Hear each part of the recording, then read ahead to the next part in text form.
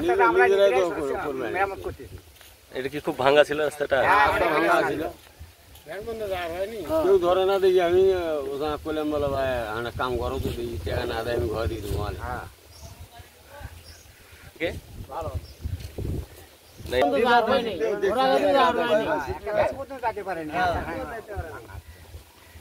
মানে আশাটা ভাঙা ছিল, গাড়ি ঘোড়া কোনো কিছু যেতে পারতেছি না।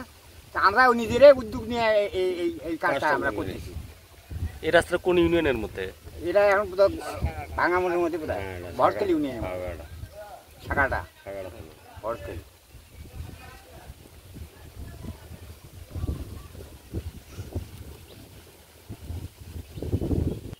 এই রাস্তাটা রাস্তাটা ভাঙা ছিল, তারপরে সেটা গাড়ি ঘোড়া যাবে না, তো সেটা এখন নিজেরা সে পরিষ্কার বাঁধে।